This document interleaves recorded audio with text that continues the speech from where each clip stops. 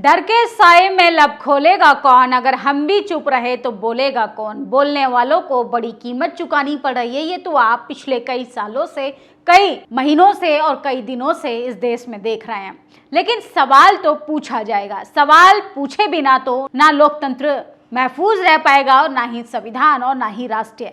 लेकिन कुछ लोग राष्ट्रवादी बनकर दुहाई देने वाले धर्म और जात देखकर लगातार लोगों को जो निशाना बनाते हैं वो कहीं ना कहीं सबसे ज्यादा लोकतंत्र के लिए खतरनाक और घातक साबित होता जा रहा है। आज इसी पर चर्चा करेंगे कि लोग धर्म और जाति को देखकर किस तरीके से परेशान हो जाते हैं और किस तरीके से चुप्पी को अपने होठों पर साधने का काम करते हैं। इस देश में यही तो चल रहा है कि आप एक विशेष समुदाय से आते हैं तो आप चाहे कोई भी कुकर्म कर लीजिए, कोई आपकी आलोचना नहीं करेगा। अगर आप इस देश में दलित, पिछड़ा, आदिवासी, मुसलमान हैं तो आप तो खाना भी नहीं खा सकते, क्योंकि आपको तो गुनाह बता दिया जाएगा। सोचिए किस तरीके से इस देश में धर्म के नाम पर लगातार माहौल बिगाड़ने की कोशिश की जा रही है, हिंसा भड़काने की कोशिश की जा रही है।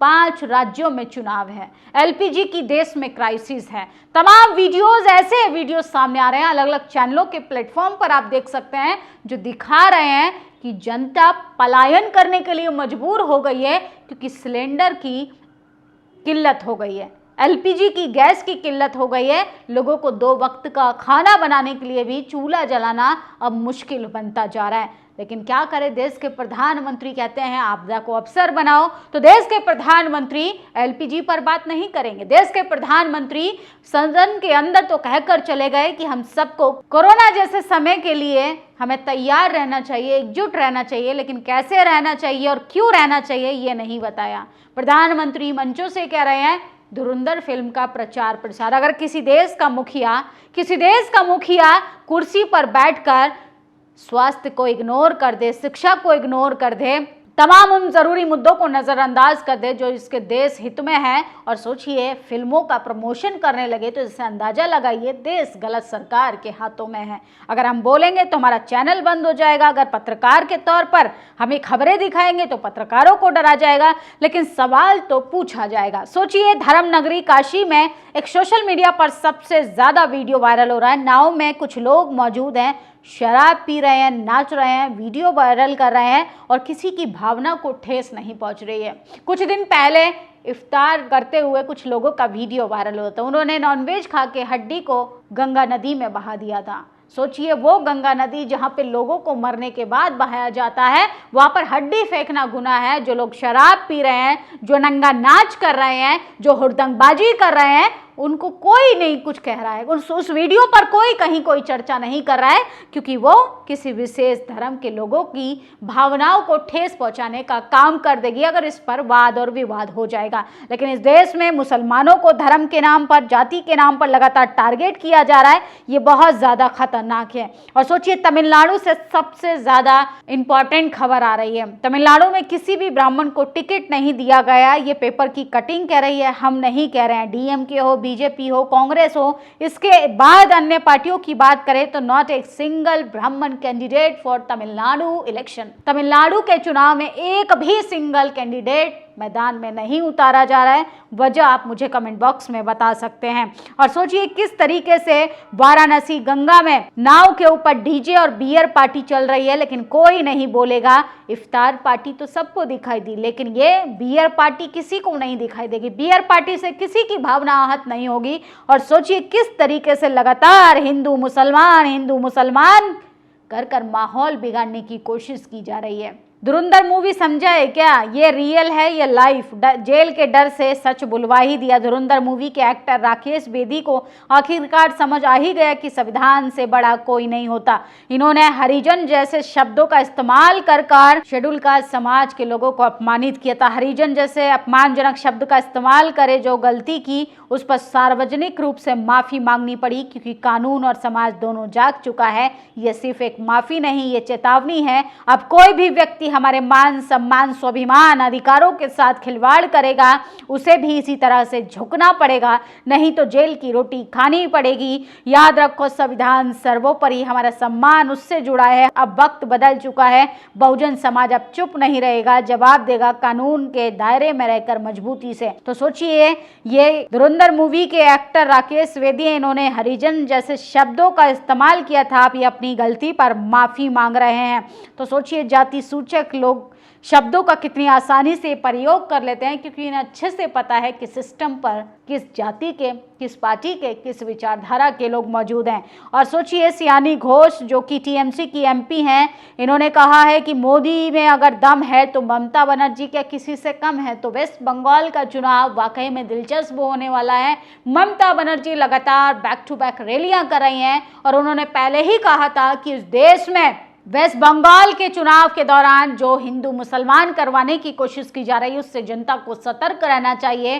और बंगाल में लगातार किस तरीके से ज़रूरी मुद्दों पर बात करने के बजाय उन्मादी मुद्दों को भुनाने की कोशिश की जा रही है, जैसे असम में चल रहा है। तो असम में भी सबसे बड़ा घोटाला जो है सामने आया है। पवन खेड़ा जो कांग्रेस के नेता हैं, उन्होंने कहा है कि सीएम की पत्नी के 3 पासपोर्ट कैसे हो सकते हैं, वो भी तीनों देश जो हैं वो उसमें से 2 कंट्री तो मुस्लिम कंट्री हैं और यहाँ पर हिंदू मुसलमान करते हैं। तो अपने ही देश में अपने ही नागरिकों के खिलाफ जहर उगलेंगे और बाहर जाकर ये लोग बिरयानी के मजे लेते हैं।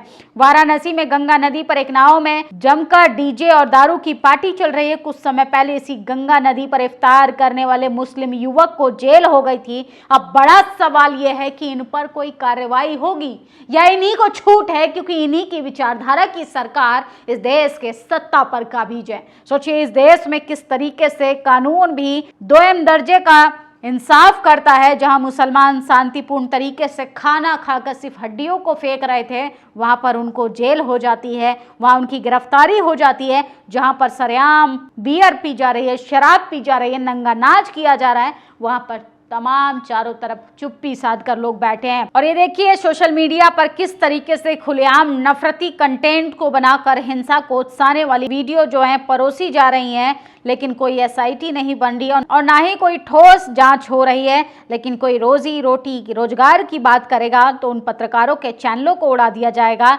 उन पत्रकारों को धमकाया जाएगा और ये जमकर हिंदू मुसलमान किया जा रहा है। तमाम सोशल मीडिया पर ऐसे वीडियो आते हैं, पीआईबी वहां फैक्ट चेक नहीं करेगा, लेकिन जहां पर मुद्दों की बात होगी, जहां पर बीजेपी से ये पूछा जाएगा कि रोजगार कहाँ है, रोजगार का वादा करने वाली सरकार अच्छे दिन लाने वाली थी, अच्छे दिन नहीं आए, जनता पलायन करने के लिए मजबूर हो गई है। सोचिए, एलपीजी की क्राइसिस का अगर असर किसी पर पड़ा है तो उन तमाम लोगों पर पड़ा है जो रोज खाने वाले थे, जो इस उम्मीद में शहरों की तरफ आए थे कि 2 वक्त का कम से कम खाना तो मिलेगा। तो सोचिए, एक एलपीजी की क्राइसिस की वजह से इतना बुरा असर पड़ा है, ना उनके बच्चे स्कूल जा पा रहे हैं, ना खाना बन रहा है और तो और वो जैसे तैसे पैसे जुटाकर अपने गांव, अपने घरों की तरफ, अपनी जड़ों की तरफ वापस लौटने के लिए मजबूर हो गए हैं। और उड़ीसा में ST/SC आरक्षण डबल हुआ, 11% ओबीसी को अलग से आरक्षण मिला।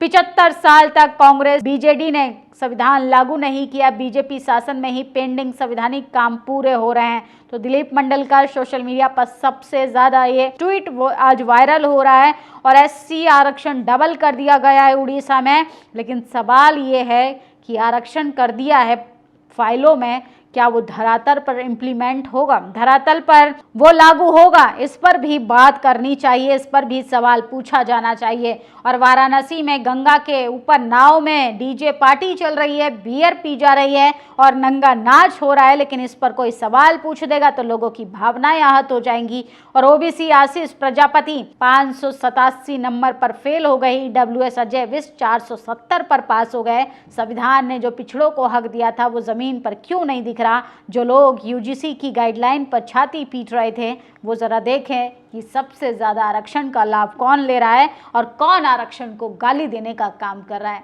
सोचिए, आर्थिक आधार पर EWS मिल गया, उसकी कट ऑफ ओबीसी से भी नीचे जा रही है। असली जातिवाद इसी को कहते हैं।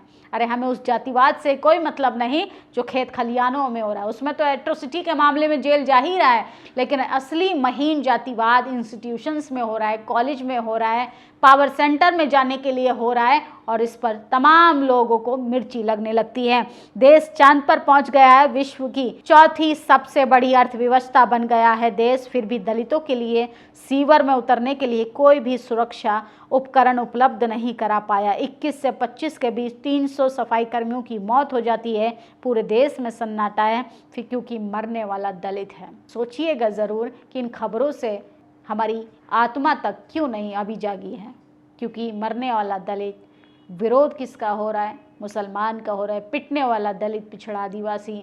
लेकिन देश के सिस्टम पर जिन लोगों का कब्जा है, उसके निशाने पर इस देश का हर एक वो नागरिक है जो संविधान की बात करता है, जो लोकतंत्र की बात करता है। और सोचिए, जो देश चांद पर जाने की बात करता है, जो देश अपने आप को विश्व गुरु बनाता है, वो सीवर में उतरने के लिए लोगों के लिए उपकरण, सोर्स, रिसोर्सेज का इंतज़ाम नहीं करवा पा रहा है। अफसोस है ऐसे विश्व गुरु बनाने वाली सरकारों पर। आप लोगों की क्या प्रतिक्रिया, अपनी राय ज़रूर दीजिएगा। शुक्रिया।